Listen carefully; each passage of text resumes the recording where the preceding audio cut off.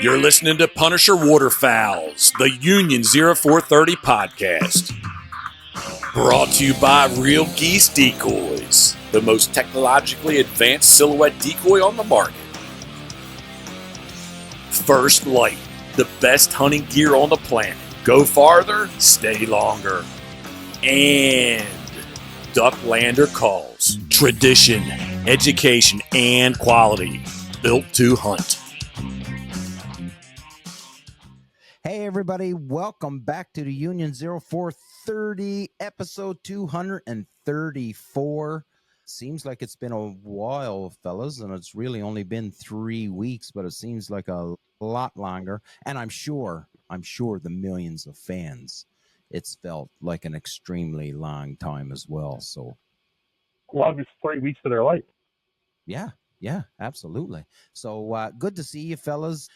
Before we kick off, I would like to thank our show sponsors of Real Geese Silhouette Decoys, the most technologically advanced silhouette decoy on the market. Bam. And I want to talk about a little bit about Real Geese as the show goes on. Ducklander Calls, just my favorite call, so it's what's on my lanyard for years. So, and First Light, which is the clothing that I wear. So 3 great sponsors, and the show, there you go, Philly. And the show is ever thankful for your friendship. And of course, the voice of the Union 0430 podcast, Captain Jeff Coates from Maryland, from Pit Boss Waterfowl. Yeah. Anyways, I want to start this off, and I didn't even think about it, but talking about Real Geese is 100% made in America. Well, our government has now not just now, but they have been for a while, these retaliatory tariffs.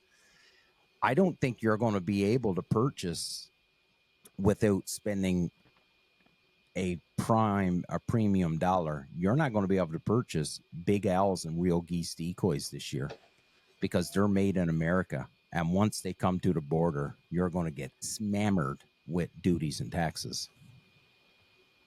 Well, you can still buy it. It's just going to hurt. Yeah, you can still buy it. It's just, it's going to be expensive.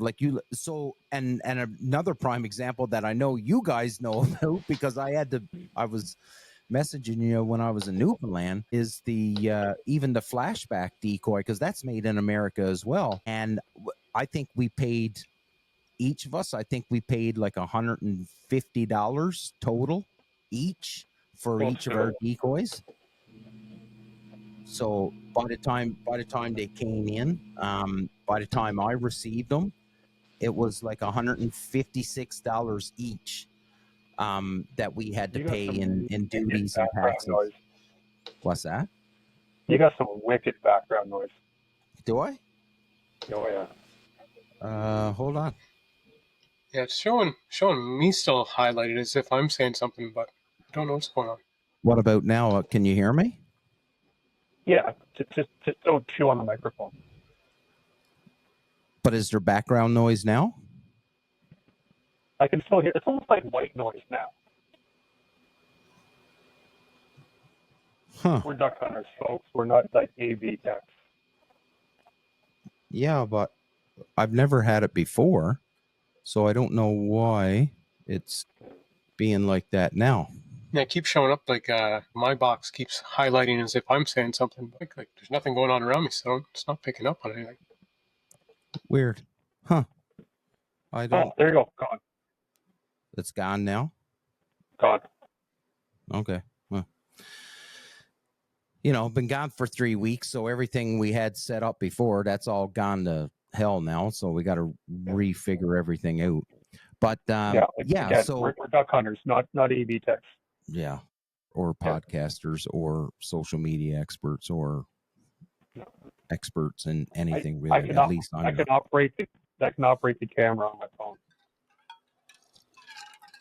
So anyways, so we have been, a lot of us had been saying, we're looking forward to Made in America and all of that stuff. And I don't know if Americans are happy. I don't know how it's working down there for them, but made in America is certainly hurting Canadian consumers right now because they're getting hammered once it crosses over the border. So I don't know, man. What I find funny about this whole thing, not to go down the tangent of like politics and stuff, but Yeah. just like how much like regular Joe Blow Canadians and regular Joe Blow Americans are like I'm not speaking for everyone, just the odd instance. I've seen like just people just outright hate each other. Oh, you're American. Like it's got nothing to do with Joe Citizen. No, it's not. It's the No. idiots running the fucking circus. Yeah, 100%. I agree. The other day, one of our local Facebook groups for like a nearby town, someone posted it was a picture of a flag. So it was a Canadian flag, and the sidebars were red, but they were striped, red and white. Okay. And then the maple leaf in the center was blue with stars in it. Okay. So it's almost like a hybrid Canadian American flag. Yeah. And it was posted again, like someone took a picture of it, like I guess driving by and posted it in one of these small town Facebook groups. And like people were losing their minds. Yeah. Like you don't like it? Don't look at it. Yeah. If you don't like it, don't comment on Facebook. Nobody cares. Yeah. People's opinions are like belly buttons. Everyone's got one. Nobody gives a shit. Well, that and the fact that I don't know if the original poster of that, if they got mad because people were complaining or anything, but if you're putting something up on Facebook, you've got to expect to get some comments. You better have some thick skin. Yeah, you better. I don't know, man. Anyways, I did talk to a fella the other day, a guy I met. His name is Brett. We were out dog training, and I met him for the first time on Tuesday. And as we were walking down to a gunning station, he said, "Hey, I listened to your podcast." And I'm like, "Awesome." I'm always nervous when people say that, right? Because I'm well, what are they going to say? And I said, "Well, what do you think?" And he said, "No, it's good." He said, "The politics sometimes." And I'm like, "Oh, yeah, I guess, it's not for everybody, right?" So try and cut back on the politics a little bit and some of that stuff. But for me, it's not so much the politics that I want to talk about. It's the money and how the decisions are affecting, day-to-day consumer. That's my concern, because I'm a consumer too. And we've talked about it on this show a million times, Phil and Craig. Even traveling. Yeah, everything, like, man. The way things are going, like I wouldn't say I had trips lined up, but I had like invites lined up for some trips down south, like back down into Arkansas and stuff. Mm-hmm. And the way things are looking, like, do I really want to get to the border with a gun and have to go through this? Like, bend over, roll over. Yeah. Like, for me, the travel is like so many. Like, you're not going to secondary search; you're going into tertiary search. Yeah. Yeah, so many people I know, like, they're just so scared to try and cross the border, and they're like, I don't care about that. I don't think there's an issue. It's just sheer costs, right? Like to do anything, like the price is just ridiculous. Our dollar sucks ass. Well, our price of gas sucks ass. Well, that's what, like this week we should be in Oklahoma City. We should be in Oklahoma City this week. We should have been there and had our booth set up today, and we should be sitting at a honky tonk somewhere in Oklahoma City, crushing pints and getting ready for tomorrow morning. But like, I made the call with regards to this and said, "Listen, fellas, like, I just don't think money wise, with the state of the Canadian dollar to the American dollar, like, I don't think we're ever going to recover the money on making the trip down to Oklahoma City." And that was with us driving and paired up driving too, right? So part of it's also vacation, though. What's that? Say that again. Part of it was a vacation, though. Well, yeah, for you, yeah, maybe for you guys it was a vacation. It definitely wasn't a vacation for me. But again, at what's our dollar at? 70 cents to the dollar right now. You're losing 30 cents on a dollar. Like, man, that adds up pretty quick. And just with their prices being what they are too. It's not like it's like their prices are the same, if not worse than ours, plus the exchange. So let's see here. I got a currency converter up. Okay. So $1 Yeah, it was $1.33. $1.36. 6. Wow. Yeah. So, that could get, well, actually, remember how I said just a couple minutes ago, I was saying, well, I don't know how the Americans are doing with the changes in pricing and made in America and stuff. And I shouldn't have said that, because today I seen Josh Smith, that's the guy that owns Montana Knife Company. He compared some purchases of equipment in 2024 to today, and everything's increased by, so like we're talking, a furnace that was $13,000 last year is now $16,000 this year. A module that was $8,000 is now $10,000. So they even Americans are getting bent over here. Yeah. With it, right? So we would get double whammied down there, because already the prices has increased in the States, and then it's costing us an extra 36 cents on the dollar. It would be a crazy. When I was listening to him on a podcast, and I think he was saying like the steel that he needs for his quality of products, like they don't have it in the States, so he has to import it. And so you're penalized for building a quality product, because they don't produce it. We don't call this place Ontario for nothing. Yeah, but it's not even just Ontario now, Philly. I think it's everywhere, man. Like everywhere is just. Oh yeah, everyone's just getting freaking hosed. And so that's a good comment, Craig. So you think of this guy, right? Like I don't know, man. I don't know much about the knife business, but I can tell you his products seem to be very, very popular, and they are everywhere right now. Sponsoring events, rodeo, hunting, fishing, you name it, right? They're involved into it. He makes a sharp knife. Ooh, I like what you done there. Oh, that was a good one.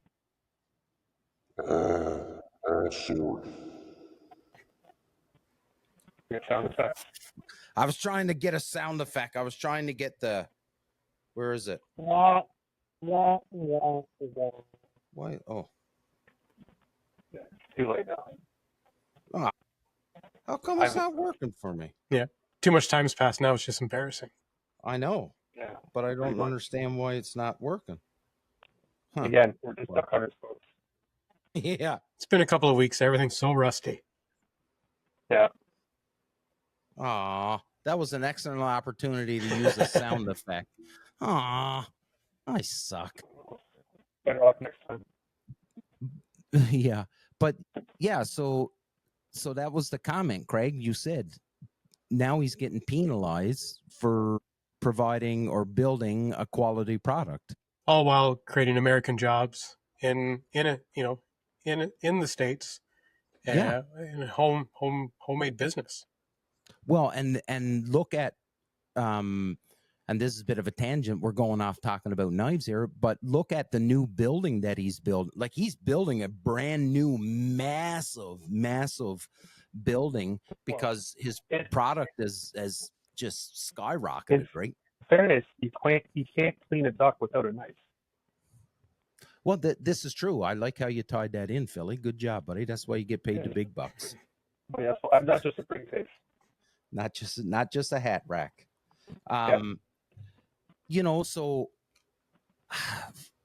man, but then on the other hand, I spoke with Pat Heinrichs today and chatting with him, and I was asking him, about products he's bringing in. Now, there's, like he said, he's not bringing in as much product this year as what he have in the years past, just because there has been some increases in prices.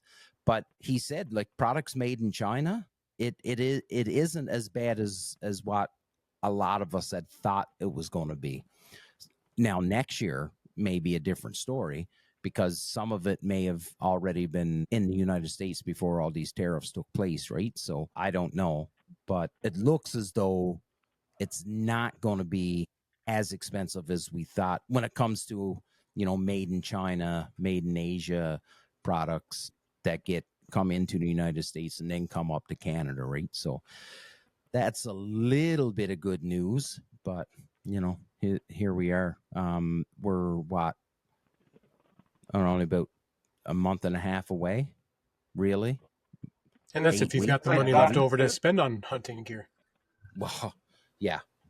Good point. It's pretty sad that there's going to be more decoys getting smuggled over the border than cocaine.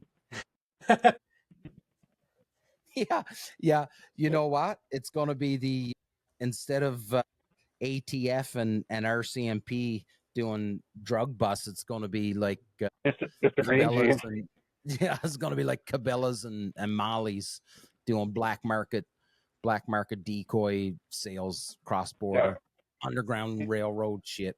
The prairies will be lit up just so people aren't smuggling them across the all that uncontrolled area.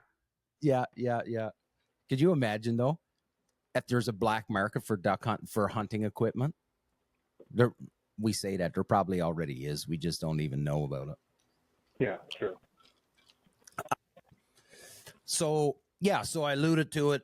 First show back for 2 or 3 weeks. The last episode we'd done was with the guys from Heartland Waterfowl, and they were pretty thankful for us having them on, and then all the videos that I had posted on the social media showing the interview and stuff like that, and I think it really helped them get some new exposure to their YouTube channel and then their show on Sportsman TV, right? So that was great. But the week before that, we had Tyler Baskfield on from Duck Creek Decoys and the flashback, and it showed like those flashbacks showed up here at the house while I was on vacation. So I got it yesterday, and I done the video. I posted the video today or on Thursday of the flashback. Dude, it's a slick piece of kit, and it is like minus 20, gloves on. There's no, like, you don't need to take your gloves off to set this thing up. That's the important thing. It's like it follows the KISS rule, and I like it. I surprised really when I saw that video of yours.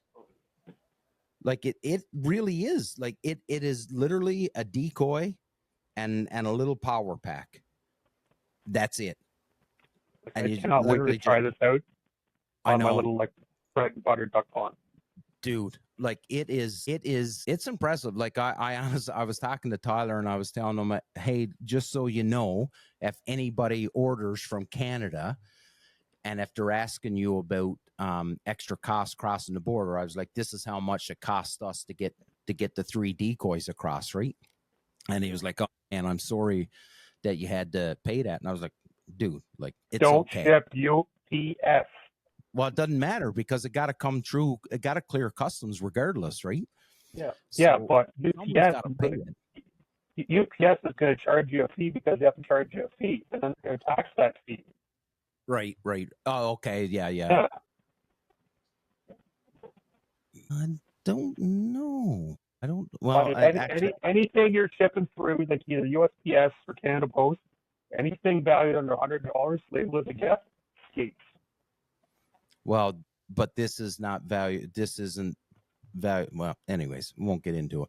Well, if someone's shipping shit across the border, someone has to fill out the declaration form. Right. Wink, 100%. Wink, nudge. Yeah. Well,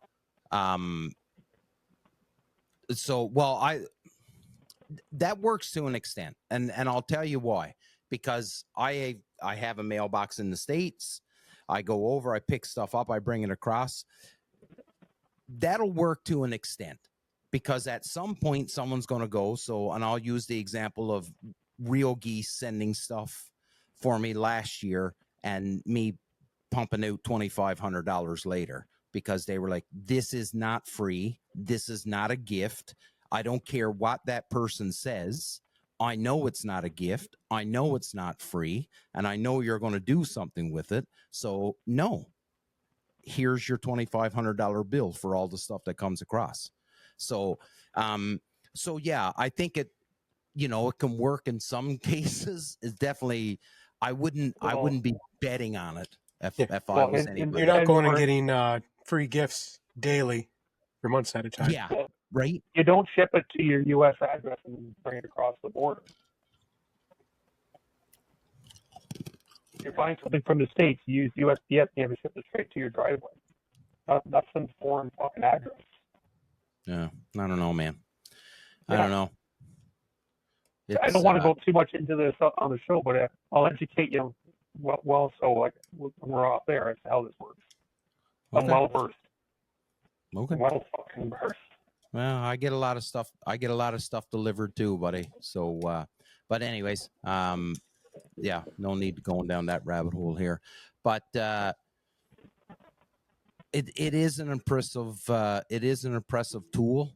And what he had said was, when I told him, I was like, I think it was $156 per decoy, and he was like, well, I hope you get $156 worth of ducks. And I'm like, I'm pretty sure I'll get that the very first season or something like that. You know what I mean? So it was, it's good, man. You know, it is what it is. I'm thankful that he sent it, because he really didn't need to, and very nice of him. And I hope that if we use them enough and showcase them enough, it'll turn around into a bunch of sales for him, which is what we want, right? I'm looking forward So- to it. It's the only new thing I'm getting for this year, really. Yeah, that's what you would say, Craig. You were like, yeah, this is fine, because I was like, shit, fellas, I didn't realize that the duties and taxes was going to be this, and you were like, well, this is really only going to be the only piece of kit I buy for this season, so you were cool with it, right? Yeah, I think like the only stuff I'm using for the first time this year will be that. I have like one pack of real geese, what are they, the Pro Light 2s, because I got them at our DU dinner. So I have one pack of those, and the shotgun from last year that I still haven't used. Oh, right, That's all the new stuff. I'm not buying anything else this year. Yeah. Well, the duty was more so okay when it was just the first round. But then we just realized that there was only one decoy. Yeah. So yeah, like 50 something bucks. Yeah, whatever, not a problem. yeah. Oh no, the other two decoys have arrived. There's Yeah. another 96. Yeah. I was home in Newfoundland, and my daughter Kaylee was home, and I said, I think there's a package showing up. I said, so can you be there to sign for it? And she was like, yeah. And I said, you might have to pay something, but I don't know. She was like, okay.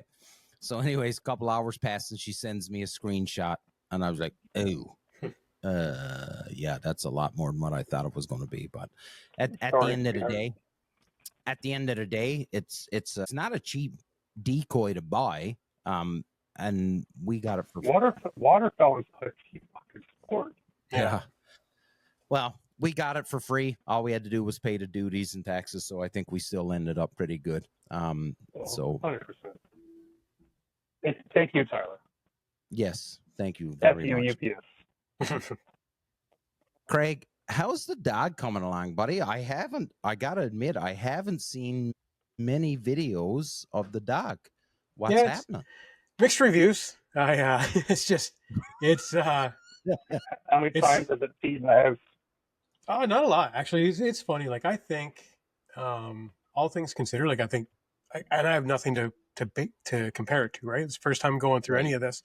But I'm assuming, and just from what other people have commented, and that when I'm talking to people, like I think everything's going actually really smoothly and super easy, and he seems to pick up on things really well. It's all new to me, right? So there's that level of frustration, and some days it's just, and again, it's not even that bad. It's just for me, some days it's like, man, this is one more thing. It's one more thing at the end of the day, and just again, those fears are always there of like just completely fucking up. But like he's been good. Like we had him home for a week. We took him to a cottage for the weekend. He was great there, and like he's getting goddamn big right away. But like we took him camping last night. Like Carrie took the boys out just for a single night to go camping at a campground near here, and so I met up with him because I actually had to go do some work at the campground. I was going to inspect some trees and stuff like that. So I met up with them last night after work, and they had him at the beach all day. First time, spending a full day in the water, and he was still wired. But he passed out like a champ last night. And today, everything's going good. Things have been easy. The house training went really well. Like he's quiet. He's quiet. It's good impact because he doesn't really bark. That's the best part. Oh, the only time he really barks is when Caleb tries to tell him to get off the couch or something. He'll bark at Caleb. Cam, he'll nip at nonstop, and so he's just different atmosphere with each of us, right? He's got his own sort of thing going on. So we're trying to get that so that he's respecting the two of them, especially. Carrie, he just loves. As soon as he sees Carrie coming, he's just going crazy. So trying to calm that down so he's not just jumping like crazy. Because right now, we've always got him at the ball diamond too. So it's kids are always running around and wanting to come up to him. So first couple times I was trying to kind of figure out how to operate him in those situations. But then I just started telling people, it's no, leave him alone. He's wound up right now. And then they'll come by, and there's been times where I'll call kids back over once he's calmed down a bit. But yeah, obedience wise, we're working with a friend of ours in town who does obedience and that, and so it's going well. One thing I found was he started picking up on things super easily before I started training with her. And then when I introduced the treats and the positive reinforcement type of stuff, then I was having more of a problem because then he was trying to figure out loopholes and trying to fuck around with me and stuff, right? What's that? Dude. Yeah, just how can I get the treat? Yeah. Dude, Lander gave herself a water infection when she figured out if she went outdoors and peed outdoors, she would get a piece of kibble when she was a puppy. She would go outdoors, pee, come in, get a piece of kibble, go pee, go drink a pile of water, go back out and pee. She done that so much she gave herself a water infection. Really? Yep. Not that I would do this, but I'm pretty sure what was coming out of her was 100% H2O. Yeah. It was wild. But they're labs and they're food driven, right? So that makes training a little bit easier in some cases, and then some more they just outsmart you, right? Oh, that's funny because so what are you doing with? So I know you were planning on. So what's the plan with Gander Ridge Retrievers? I still got to connect with Scott and just kind of get everything set up that way. Because right now I'm just sticking to the basics, just trying to, he does long stays pretty well. The few videos I've done has been when he's working with Cam in the yard. He'll sit, we'll go across the yard and we'll just sit there for a while, and he'll just sit there and watch. And a couple of days, he wasn't having it. He would just, I'd get walking across the yard, turn around, he's right behind me. I have to walk him all the way back across, but just doing that, just the basic stuff, and trying to get him to honestly, walk well with us and that. Oh, don't tell me you're crap, Craig. What's that? Oh no, you're there. Oh, just think froze up for a second. As I peer outside, it is dark. The storm's hitting you now? Join the Georgian Bay HRC. Yeah. It's based out of Midland. It's right there. When I saw some posts from them recently, it seems like they kind of maybe are just kind of being a little reinvigorated. Sounds like maybe they kind of had it. If you could hook up with Jude Denise or someone. Jude's an amazing dog trainer. I've run dogs to get with Jude.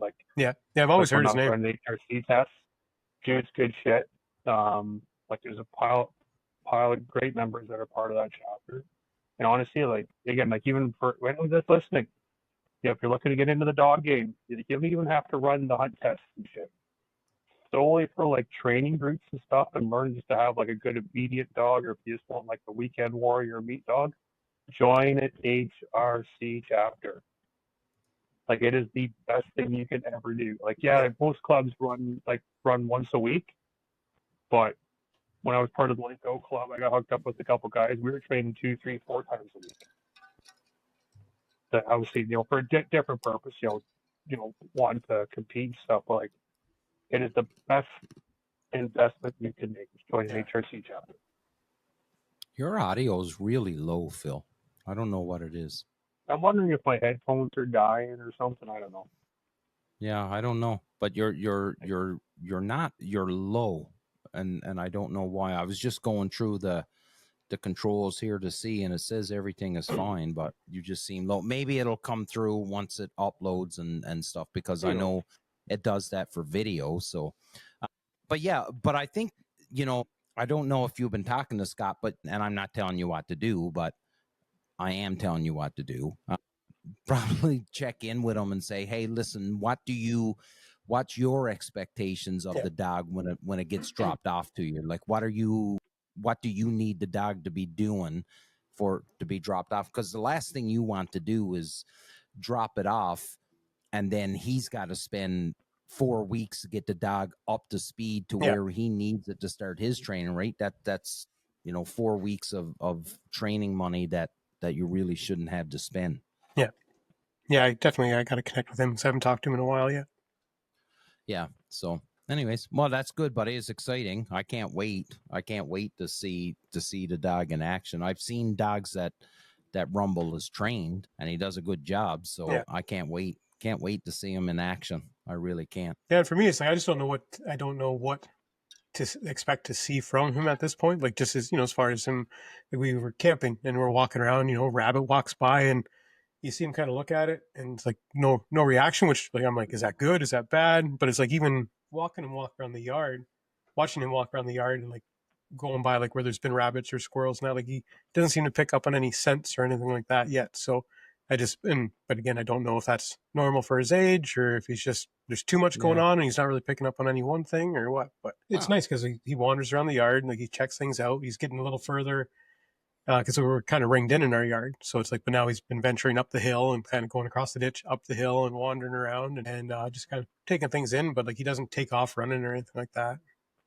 Okay. No, good. Well, he's a good dog, man. So, he'll do fine. It's just now.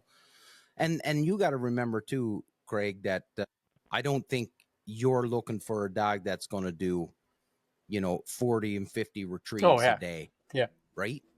Like some fellas will say, well, I don't need a dog to do this and I don't need a dog to do that. Well, I sort of kind of think you want your dog to do everything, but at the end of the day, there is what you're going to use the dog for. And, there's no point in going crazy. But like what Phil said, like join an HRC, even if the club only meets once, there might be somebody just living down your street that's part of it. And there's a bunch of local guys. Yeah.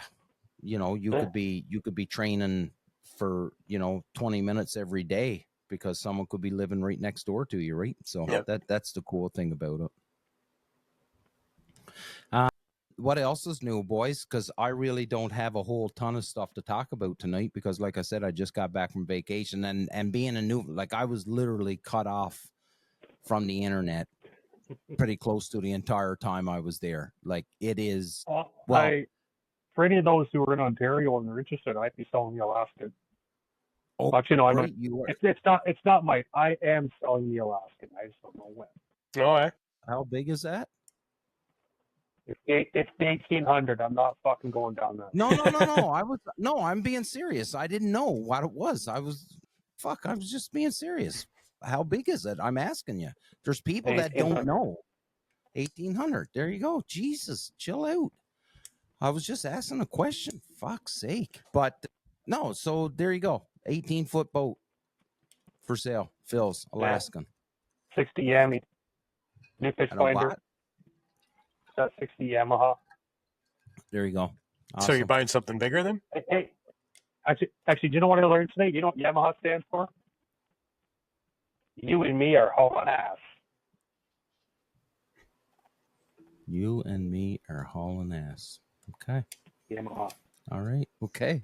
There you go. Yeah. Going to like a DP 50 or okay, you're not going to a duck. You're not going to a duck boat. You're going to more of a family-friendly boat. Yeah. Yeah. Well, that's what the Alaskan was in comparison to the Excel that I had.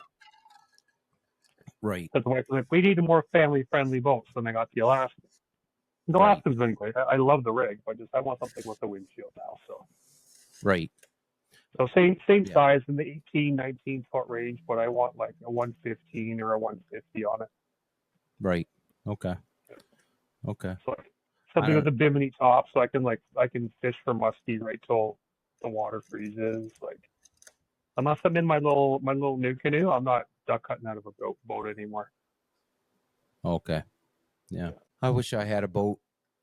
I should never have sold mine. Fucking sold it. Yeah. Yeah, I know, because I wasn't using it, and I'm pretty certain that if I had it, I still wouldn't be using it. But now that I don't have it, I want it. So yeah. You think about it's like, oh, if I had a boat, I'd be using it so much. yeah, and I probably wouldn't because I just wouldn't have the time, and I wouldn't go by myself anymore, which was the reason why I sold it, because it was tempting me to go by myself all the time. Especially now you're leaving for 2-3 months. Well, last yeah, year, and this that's year, the it's like other it'd be thing, even right? less. Like, yeah, That's so true. like I'm not back until November, and then and Freeze then up. there, It's weeks away.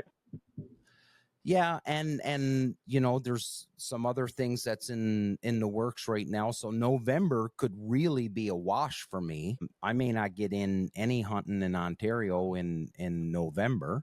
So now I'm December, and a $30,000 boat to hunt a couple weeks in December don't really add up. The math isn't mathing. These are your life choices. They certainly are. Or you get back and mice have chewed through everything or something too, right? And then it's just sitting there. Yeah. So, but anyways, first world problems, right? They are. First world problems. Yeah, I wish I had a $30,000 boat. Oh, fuck. Yeah. What else, boys? What else is on the go? We're at like 40 minutes here. This may be a short episode. Well, aside from the complete and utter lack of buying stuff this year because of tariffs and tax, all other nonsense, I am probably going to get back into the 28 gauge game again. May break down by another gun. That's the ethos you had, right? You had the ethos was in 28? I had the regular ethos, yes, and then I ended up managing to secure a set of Cordoba stocks for it, so I could take the wood stocks off, and then I sold it to a guy in Nova Scotia, right, to buy your new canoe. Right. But now I'm like, now I want another 28 gauge again, so I'm probably just gonna get like an SBE3. Just get a black one, maybe Cerakote it next year. I don't know. I didn't realize you didn't still currently have a 28. No, I don't. And I miss it. And I've got like over a flat of ammo in the gun safe here. That was going to be my next question. It's like, what about ammo? Can you get it? Yeah. Well, I've got lots. Got no gun. I've got ammo for lots of guns I don't own.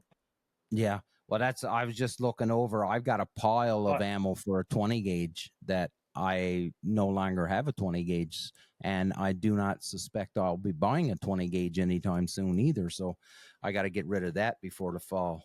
I'll have to look at what you've got, because so the only thing we're looking at probably taking the first week of August off and doing some camping. So I was looking at maybe coming out your way, because I haven't been out that way traveling outside of work since I was a kid. So we're talking about maybe checking out a couple areas out that way. So maybe we'll stop in, grab some of the stuff you've got, and then see what you got for ammo. Yeah, because Caleb's going to need 20 gauge. Your both of your goodie boxes is starting to grow, and I'd much rather get it to you before I leave, because I'm leaving. So now I think I'm going to leave somewhere around the 10th of September. I'm going to lead the drive. I'm going to head to Manitoba. There's a veterans hunt that I've been supporting for the past couple years. And so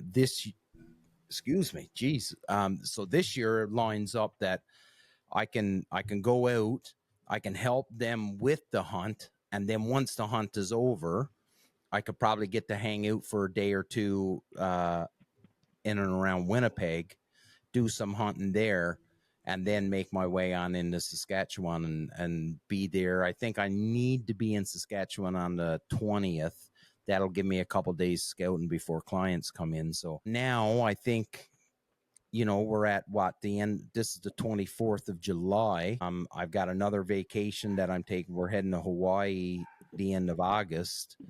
By the time I come back from Hawaii, drop my daughter off to university, get my son squared away for high school, I'm pretty much hitting the road and won't be back until November. So like the summer's flying. I seen a thing, and I think, you know, that guy, that comedian Theo Von. Mhm. He seemed like he's been putting out some pretty good quotes and stuff lately. And one of the things I heard him say is the first 25 years of your life, time is fast forwarding at a speed of 4 times. Or wait, now, how did he say that? No, it's normal time. The first 25 years of your life, it's on normal time.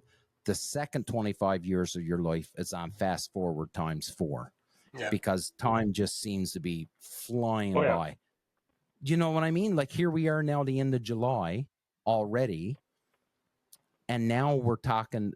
We always talk about ducks and buying this and buying that and what we're planning on doing, but it seems like so far away when you're talking about it in March and April, and it just seems like it was only a couple weeks ago. We were, you know, we had snow and we were like, man, I can't wait for duck season. Duck season is around the corner for us.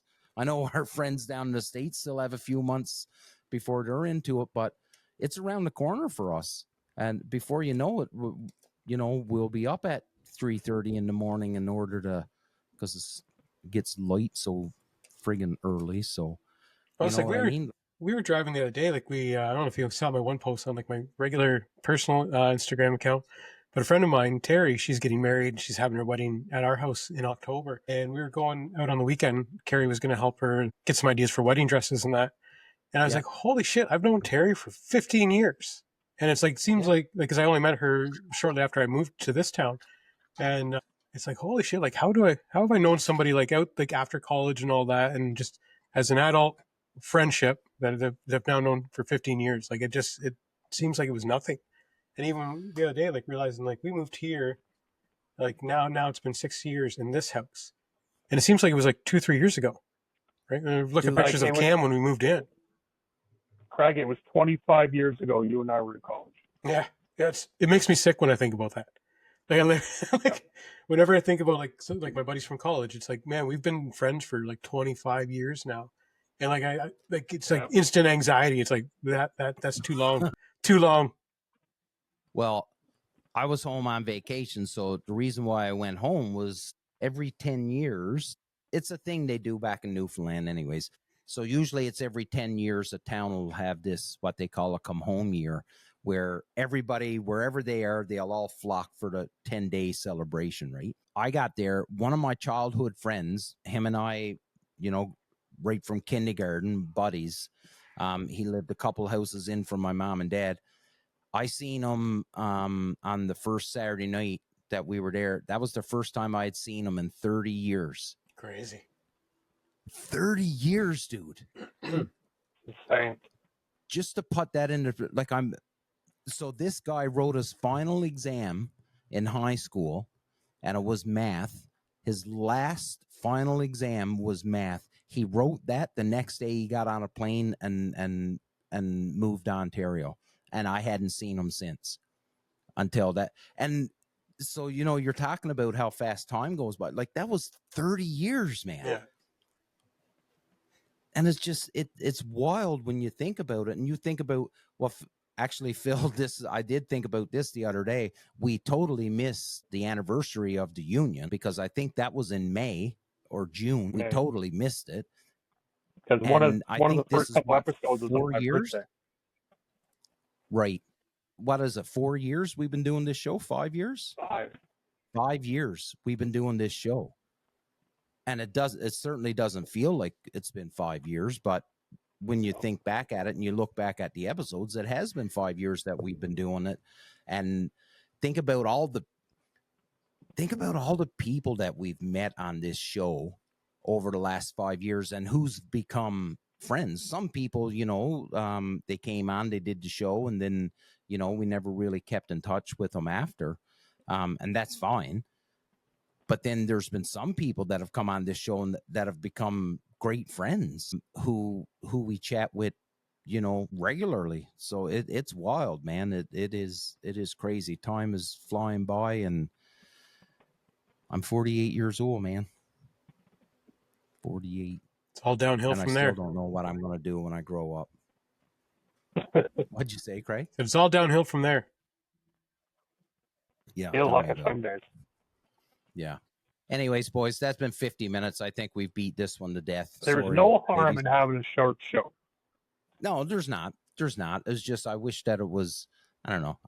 I'm always a harsh critic of the show and oh, fuck, is people going to like it? You know, that sort of thing. So Well, I've got nothing new to offer. I've been looking at potatoes and taking kids to baseball. That's about it. well, yeah. In fairness, this is the one episode Corey Baker will love. Yeah. I don't even know Corey listens to it anymore. Because it's short. But yeah, we'll keep it short. Anyways, boys, we'll do a quick around the table. Craig, first to you, my man. Just good to finally be on. It seems like it was longer because I thought I had missed a week. But I thought you'd come back and I'd already missed a week. So that's good to just have kind of get the schedule back in order. Yeah. Philly? Yeah, right. Like I honestly can't remember the last time it was just the Three Amigos. So yeah, it's nice change of pace, and yeah, looking forward to the fall, and because I can't get here fast enough, and I've got goodies piling up that I want to use and whatnot. And yeah, it's the summer lull, right? And if anyone wants to buy a boat, I got one for sale. There you go. We do have some good guests coming up in the very close future. I do have to figure out a way that we can do the show when I'm out west, and I'm currently trying to think that through for the equipment wise for me to do it. Anyways, we do have some good guests coming up. Jimmy Mueller from Mueller Chokes wants to come on. So Jimmy wants to come on. I was talking to him just before I went on vacation. He was at Martha's Vineyard with his wife for their anniversary, and I was like, la-di-da, Jimmy. But yeah, Jimmy wants to come on, and there's a few other people that want to come on too. So it's just trying to find the time to get them in. But yeah, we got some good guests coming up here in the next few weeks. So as always, thanks for listening. Check out our sponsors. We are not experts. We're just a bunch of friends that love hanging out. Be good to one another. Surround yourself with good people. Big love, and chat with you next time.